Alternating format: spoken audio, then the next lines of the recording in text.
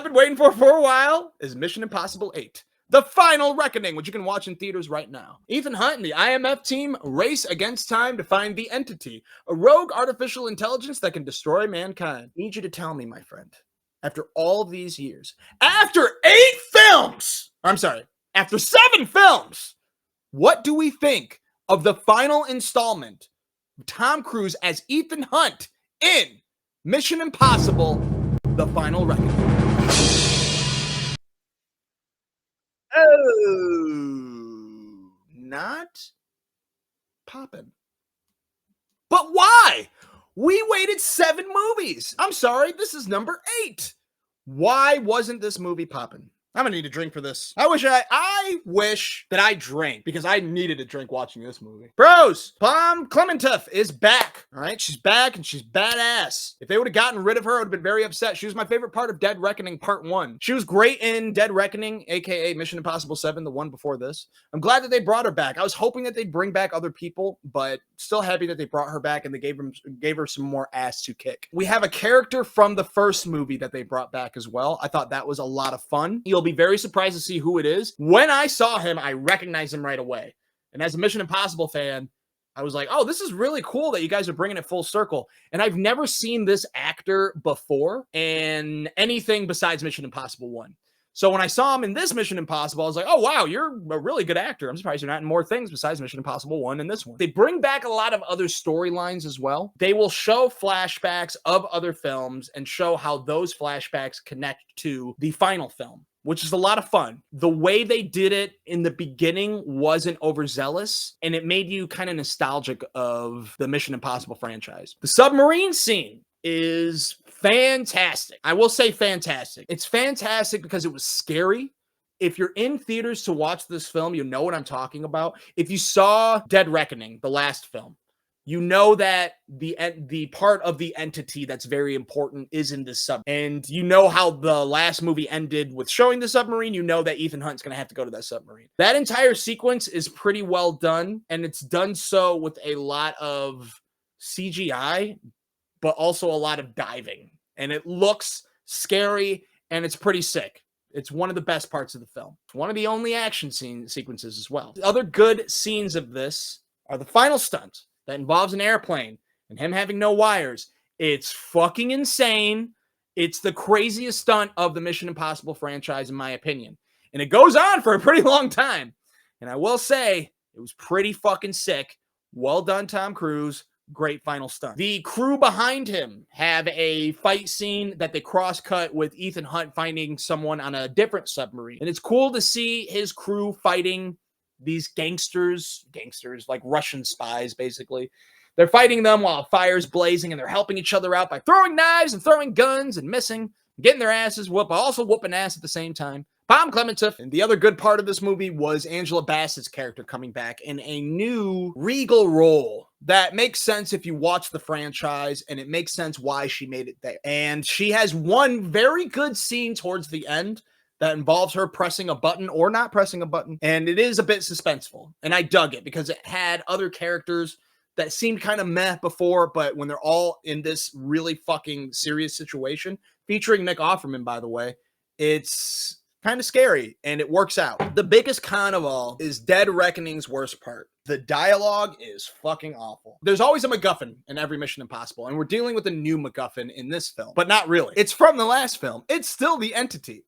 We heard the word entity 752,000 times in Dead Reckoning. In Final Reckoning, we hear it 752 million times. It's exposition city, folks. And if you don't remember what exposition is, the introduction of background information necessary for understanding the story, characters, and setting. To be honest, a lot of action movies, big budget action movies, are trying to bring in the audience members of every demographic, but specifically those who need to be spoon-fed what they're watching. This movie is 3 hours long. 2 hours and 20 minutes of it is them talking about the fucking entity the entire time. Dead Reckoning was a lot more of them talking about the key to opening the entity. This is about the entity. It is so goddamn dull. It's not clever. It's not cool. It's literally every cast of characters in every scene, because there are several casts of characters. They're all trying to discuss what is going to happen with the entity. What are we going to do with the entity? What's the plan to do with the entity?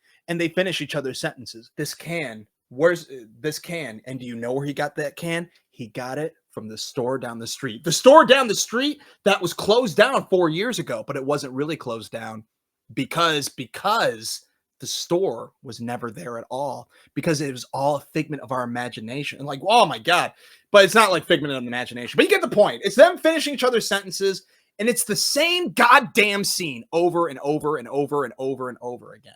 Plus, I almost said Ethan Hawke. Ethan Hunt is supposed to be like some sort of god in this. He makes himself Neo in the Matrix. There's a scene where he literally talks to the entity, and it's so fucking dumb. It's so dumb. It's so dumb. Basically, Tom Cruise trying to tell the audience to not trust AI. Don't trust AI. Stay away from AI, because AI will destroy Hollywood specifically. It'll destroy a lot of things too. It is a very dangerous thing. I'm not going to get into the politics of it, but this movie does get into the politics of it, literally. And it is, it's just so annoying.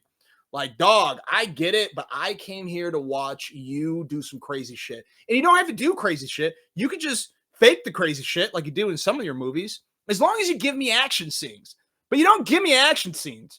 You give me 2 or 3 action scenes surrounded by this garbage. Oh my God. One thing I must mention is Popcorn Poppin' is not a show where I want to bash on movies, but I will be very sincere when I say that this movie was one of the most disappointing movies ever.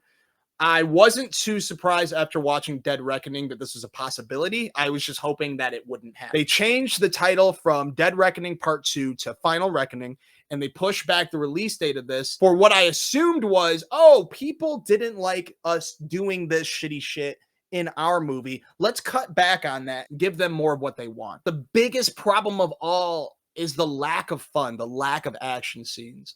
I'm trying to go see an action scene where story is secondary. Dead Reckoning and Fallout, the story isn't that great. Really, most of the movies, the story isn't that great. But that's okay. Who fucking cares? It's an action movie. We're coming to watch action. When you're using a story that is mirroring a real life a little bit, like AI, it's not much of an escape as well. It's kind of just a repetitive thing. A lot of movies are about the dangers of AI, which is fine, whatever. If you're into that and you want to go see that, I see why you would want to. But to just spend 2.5 hours talking about it instead of giving me what I bought my ticket for, it upsets me. It's 3 hours long. It is 2 hours too long. Everyone looks old. I understand that people are aging and this is the final one, but man, yo, I love people age. I'm not going to judge you. But, you know, people look old in this. The movie was way too serious. I want fun. Why do you have to end on such a serious note? Make it half serious and half fun. Like, Dead Reckoning still had some fun scenes, especially his magic. But this wasn't magical. So I'm sorry. My final score of this is a small popcorn. I didn't give it burnt, even though it sounds like I really hated the movie. The submarine scene, the final stunt, and that's really it. And the closure, I guess. Like, it's closure. Where to watch it. Now, if you want to be part of the Dolby experience and see a really cool, fantastic, seat-rumbling submarine scene, if you want to hear about the entity talked about for 3 hours nonstop, go to the movie theater. Fine. But wait for streaming. In my opinion, it'll take you probably a few sit downs to finish it in its entirety if you're going to stream it, especially because of how ungodly long it is. But what I would have rather have seen this from the comfort of my own home. I'm glad that I saw it in theaters because I didn't want to hear other people's opinions. I wanted to make my own. And granted, I do have a big screen TV and a sound bar, so action films are still super fun at home, especially when there's a significant amount of action scenes. But this one doesn't have a significant amount, so I recommend watching this at home. But I will note that Roxy Hart suggests to watch it in theaters because you're stuck at the theater and you'll force yourself to finish it. You can't pause a movie at the movie theater. The Dolby shakes the seats and keeps you more engaged than you would be at home. So I agree with that you're more engaged in the theater. You're forced to watch it. But if you're at the theater, I looked around and no one was doing the. I lied. No. I saw people going, oh God, not this, but like.